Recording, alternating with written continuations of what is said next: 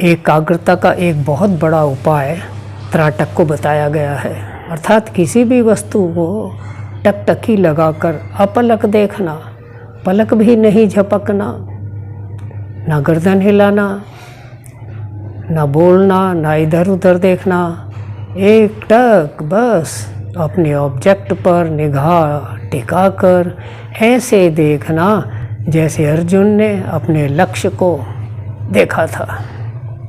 जो व्यक्ति त्राटक का अभ्यास कर लेता है उसकी एकाग्रता चरम पर पहुंचती है और वह कालांतर में जाकर अपनी एकाग्रता के बल पर कुछ अन्वेषण भी करने में सक्षम हो जाता है। इसलिए जो विद्यार्थी, जो व्यक्ति अपने मस्तिष्क का पूरा लाभ उठाना चाहते हैं, परीक्षा में 100% अंक लेना चाहते हैं, वे त्राटक का अभ्यास अवश्य करें। बाह्य त्राटक चर्म चक्षुओं से किया जाता है, आंखें खोलकर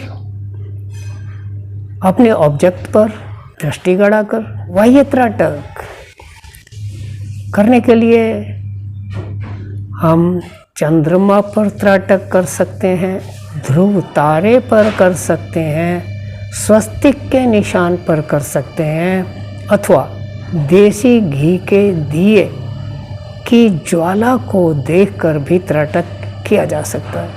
लेकिन देसी घी के ज्वाला जो पीले रंग की होती है, उसके अंदर ध्यान से देखें तो एक नीले रंग की छोटी ज्वाला होती है, उसको ध्यान से देखें। आँखों से पानी गिरने लगेगा, आँखों में थोड़ी जलन भी होगी, कोई परेशानी नहीं।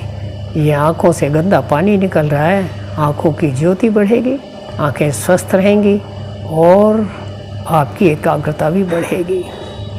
वास्तव में त्राटक करने का ध्येय क्या है?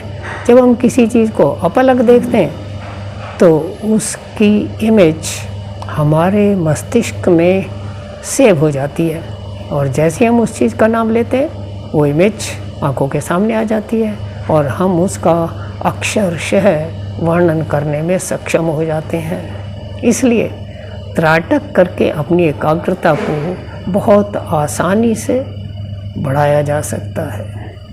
स्कूल गोइंग स्टूडेंट्स जो प्रतिदिन विद्यालय में जाते हैं, अपने अध्यापक से कुछ सुनते हैं, समझते हैं, उनको चाहिए कि जब टीचर लोग समझाते हैं तब कमर गर्दन सीधी करके बैठें, पृथ्वी से अर्थ ना हो, इंसुलेट रहें, आपस में भी एक दूसरे स्टूडेंट को ना छुएं और पीछे चेयर की बैक पर कमर का सहारा ना लें बल्कि कमर सीधी करके बैठें।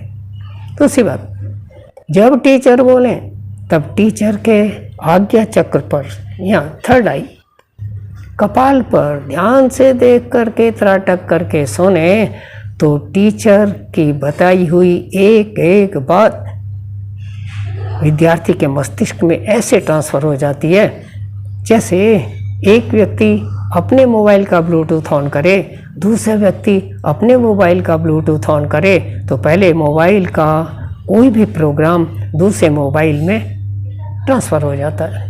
कि जब एक टीचर कुछ समझाता है, बोलकर बताता है, तो उस नॉलेज को अपने मस्तक में इकट्ठा कर लेता है और इस मस्तक का केंद्र बिंदु है आज्ञा चक्र, पीनियल ग्लैंड। वहाँ से जब हम या कोई भी विद्यार्थी त्राटक करके ध्यान से सुनता है तो आज्ञा चक्र से ज्ञान की किरणें विद्यार्थी के आँखों में आती हैं और वहाँ से मस्तिष्क में जाती हैं। प्लस जो टीचर ने बोला उस वाणी को विद्यार्थी ध्यान से कानों से सुनता है और फिर उसको मस्तिष्क में भेज देता है। तो वाणी रूपी पॉजिटिव एनर्जी और आज्ञा चक्र से निकली हुई नेगेटिव एनर्जी जब दोनों मस्तिष्क में पहुंचती हैं तब विद्यार्थी के मस्तिष्क में वह ज्ञान सदा सदा के लिए सेव हो जाता है जो हमको आराम से नहीं मिल पाता और हम उसको सुरक्षित रखने में सक्षम नहीं होते।